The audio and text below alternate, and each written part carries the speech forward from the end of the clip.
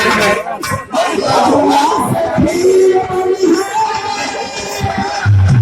बंद ना होता तो भाई मजा ना आए।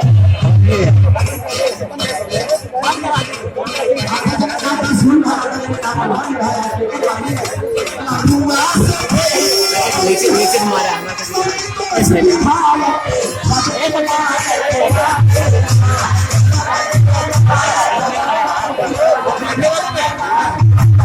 और थोड़ा पीछे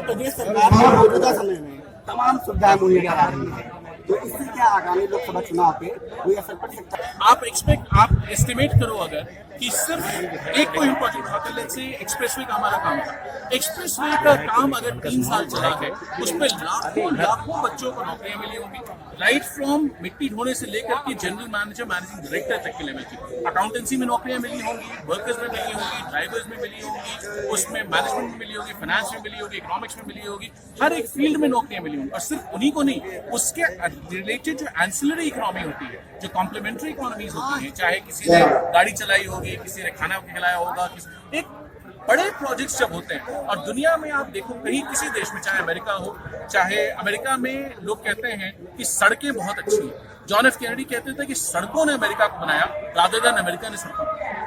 आप ये हमारे बॉस हमेशा कहते हैं माननीय अखिलेश जी कि U double the economy, U double the speed, you triple the economy. आप किसी भी जगह की, हमारे और सुल्तानपुर के बीच की अगर स्पीड पहुंचने की दुगनी हो जाए तो इकोनॉमिक इंटरेक्शन 3 गुना बढ़ जाएगी। तो बहुत बड़ा अंतर है। हम लोगों ने जो काम किए, आप बताओ, जिन बच्चों को लैपटॉप्स मिले थे, आज भी हम लोगों की कहानियां सुनते हैं। अभी एक बच्चा आया था जिसने कहा उसका अभी IAS का प्रिलिमिनरी क्वालिफाई किया है उसने, और उसने कहा साहब हमने लैपटॉप पे तैयारी की जिसकी वजह से हम हो गया। एक अभी बच्चा मिला था, वो हार्वर्ड जा रहा है, आपने देखा होगा, माननीय राष्ट्रीय अध्यक्ष जी ने उसके साथ प्रेस कॉन्फ्रेंस भी की थी। उसने साहब आपका लैपटॉप मिलने के बाद मुझको पहली बार कंप्यूटर मिला, हमने उस पर पढ़ाई की और उससे आज वो हार्वर्ड जा रहा है। हार्वर्ड से बड़ी दुनिया में कौन सी यूनिवर्सिटी, कोई कहाँ जाएगा? तो हमने हर लेवल पे काम करने की कोशिश की। आज वो काम नहीं दिखा।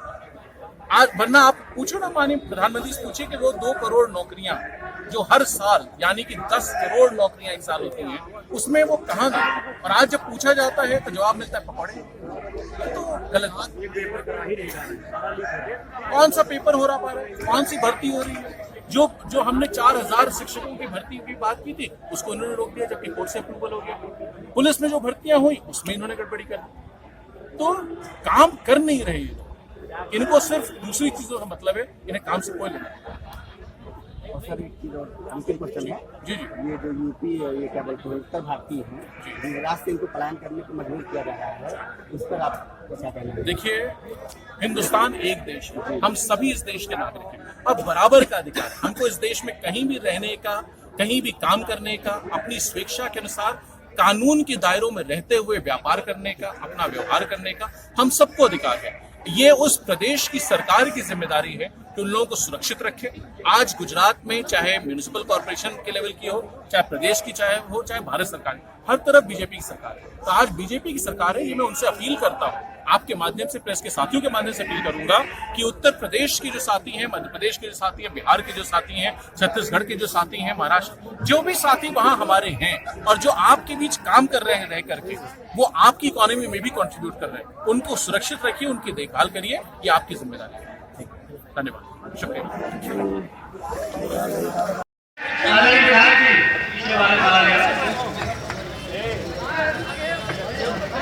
साथी है वो जो कुर्सी सामने उसको सेट कर लीजिए।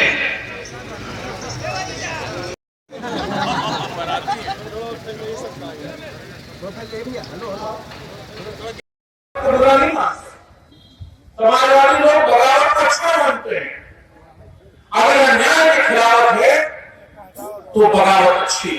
कोई कहता हो, धर्मदेव कहता हो, जिद करता हो तो बगावत अच्छी। अगर कोई गरीब कार्यकर्ता के लिए किसी से भिड़ने को तैयार हो तो बगावत अच्छी है। अगर कोई मजबूर साथी के लिए लड़ने को तैयार हो तो बगावत अच्छी है। अगर कोई अपने साथी के हक की मांग उठाने के लिए मंत्री, मुख्यमंत्री, डीएम, कलेक्टर से लड़ने का दम रखता हो तो बगावत अच्छी है। ऐसे मजबूत साथी बड़ी मुश्किल से मिलते हैं। जब ईश्वर का सौभाग्य है कि आपको एक ऐसा शेर संतोष पांडे के रूप में बना है जो बगावत भी करता है, जानता है, भागी नहीं बनना जानता है और लोगों को छुप करके सलाम करना नहीं जानता है, नौजवानों को गले से लगाना नहीं जानता है। ऐसे संतोष पांडे जी के बुलावे पे मैं भी आया हूं, आप भी आए हैं, हंस विश्वविद्यालय पांडे अध्यक्ष भी आए हैं। ये सब इनकी मोहब्बत के आज शिकार है, आप सब उनकी मोहब्बत के आज पीछे चले आए हैं। मैं आज यहाँ जितने साथी हैं हमारे कलाकार मंच, जिन्होंने आगे बहुत अच्छी बात रखी है अपनी, कुछ समझ में आई, कुछ कम समझ में आई, लेकिन धुन और लय काफी अच्छी लगी उनकी। बहुत सारे नौजवान साथी जिन्होंने बीच में मिलने का काम किया, सीख करने का काम किया।